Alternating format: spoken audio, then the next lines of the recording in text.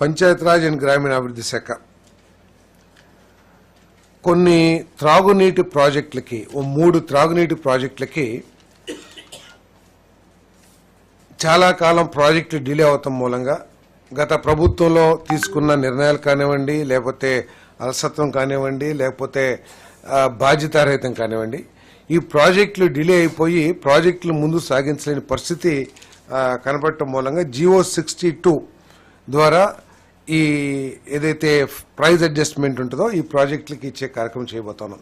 ఇక్కడ ప్రత్యేకంగా ఈ ప్రాజెక్టులు ఏంటంటే శ్రీకాకుళం జిల్లాలో ఉద్దానం ప్రాంతానికి త్రాగునీటి వసతి, అదేవిధంగా వైఎస్ఆర్ జిల్లాలో పులివెందుల నియోజకవర్గానికి మరియు కర్నూలు జిల్లాలో డోన్ నియోజకవర్గానికి, అంటే ఒకటేమో మాజీ ముఖ్యమంత్రి గారిది, ఒకటేమో మాజీ ఫైనాన్స్ మినిస్టర్ గారిది కాన్స్టిట్యున్సీలో దాదాపు 10.5 లక్షల మందికి త్రాగునీటి సమస్య తీర్చడం కోసం ఈ ప్రాజెక్టులు ఉన్నాయి. కాబట్టి గతంలో మనందరం కూడా చూసాం గత ప్రభుత్వం ఏ విధంగా పనిచేసింది, గత ప్రభుత్వ నాయకత్వం యొక్క ఆలోచన ధోరణి ఏమిటి అనేది ఈ రాష్ట్ర ప్రజలందరూ కూడా తెలుసు.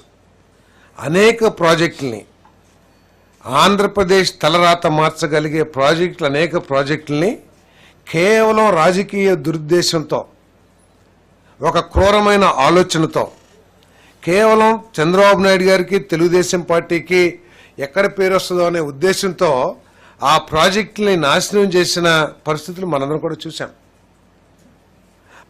ఈ డిసెంబర్ 2024కి ఈ స్కీమ్ పూర్తి అయ్యే నిబంధనలు ఉన్నా కూడా ప్రత్యేకంగా ముఖ్యమంత్రి గారు కోరిక మేరకు ఈ ఇళ్లను నిర్మించడానికి 26 మార్చి వరకు కూడా కేంద్ర ప్రభుత్వం ప్రత్యేక దృష్టితో అవకాశం కల్పించిందని చెప్పేసి కూడా ఈ సందర్భంగా తెలియజేస్తా ఉన్నా. నేను ఇంకా 6.41 లక్షలు ఇల్లు పూర్తి చేయాల్సిన అవసరం ఉంది. ఆ 6.41 లక్షలు అర్బన్, అదేవిధంగా 1,09,000 గ్రామీణ్ ఈ ఇళ్లను కూడా పూర్తి చేయాలని చెప్పేసి కేబినెట్ నిర్ణయం తీసుకుందని చెప్పేసి మనం చేస్తాము. ఇప్పటి వరకు ఏదైతే మెటీరియల్స్ విధానం కానివ్వండి, లేదా 3 ఆప్షన్స్ కానివ్వండి నిర్మాణంలో, ఆ విధానాలని కూడా ఆ విధానాల్లోనే కొనసాగించాలని చెప్పేసి కూడా ఈ కేబినెట్ ఆమోదం తెలిపిందని చెప్పేసి ఈ సందర్భంగా తెలియజేస్తా ఉన్నా నేను.